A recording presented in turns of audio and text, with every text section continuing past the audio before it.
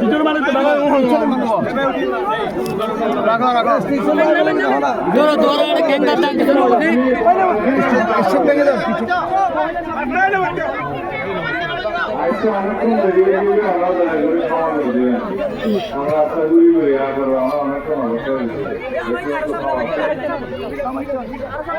অনেক বছর পর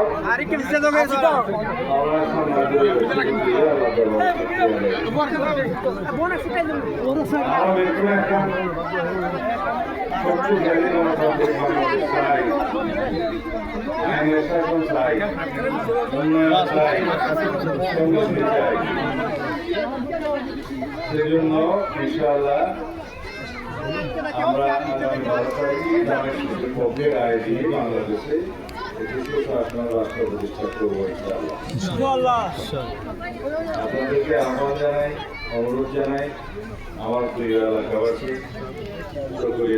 সকল জনগণকে আহ্বান জানাই, আপনারা দয়া করে আগামী 12ই ফেব্রুয়ারি সারাদিন ধানের শীষে ভোট দিয়ে বিএনপিকে বাংলাদেশ জাতীয় দলের দলকে জয়যুক্ত করে বাংলাদেশ পরিচালনা, রাষ্ট্র পরিচালনা, সরকার পরিচালনার দায়িত্ব দিলেন ইনশাআল্লাহ। উন্নয়নের স্বার্থে, সমৃদ্ধির স্বার্থে, অর্থনৈতিক অগ্রগতির স্বার্থে, বাংলাদেশের শক্তিশালী গণতান্ত্রিক ব্যবস্থা কায়েম করার স্বার্থে আমরা আগামীতে ধানের শীষের পক্ষে ভোট দেব। আসসালামু আলাইকুম।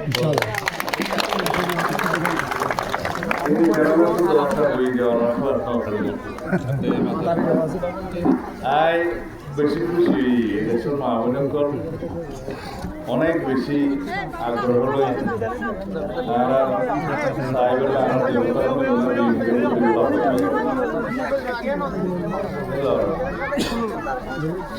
কারণ 30-35 বছর আগে হইতে আমরা আরো মধ্যে আজ একটা কারাগারত আছে আরো বর্তমানে আর স্ত্রীতে আমরা আত্মরে বেশি নির্বাচিত করি জাতীয় সংসদ সভায়।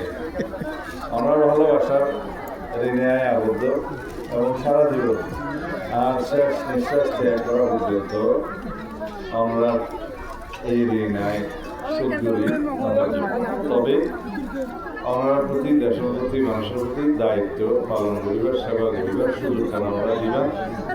তাই দেশের খেদমতগার হিসাবে আসিলাম, এখনো আছি, ভবিষ্যতে ইনশাআল্লাহ থাকবে।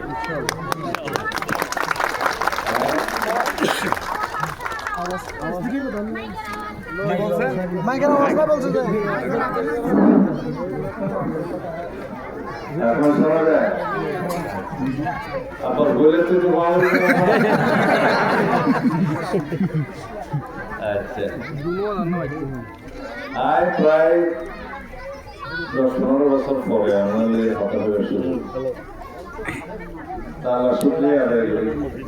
আমরা দোয়া দিলেন আল্লাহ বাসায় রেখে, নলে আমি বাঁচতে কথা নয় আর মারি ফেলে বেলা লোকে আল্লাহ বাসায় রেখে নিশ্চয়ই আমার প্রতি দায়িত্ব পালন কিছু বাকি আছে।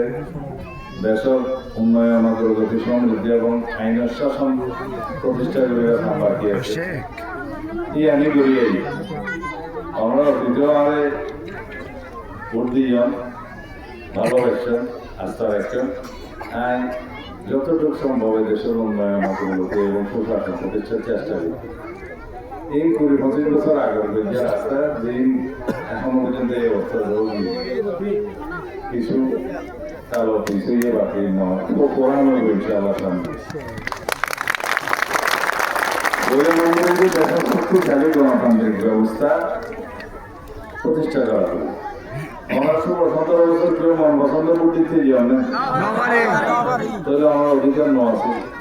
এই গণতান্ত্রিক অধিকার কোন প্রতিষ্ঠা করতে যাই আর সন্তান রাজপথ সহস্র শহীদ হয়ে আর নির্বাচন ছিলেন আর নেত্রী বেগম খালেদা জিয়া এই গণতান্ত্রিক সংগ্রাম করতে করতে জীবন বিসর্জন দিলেন।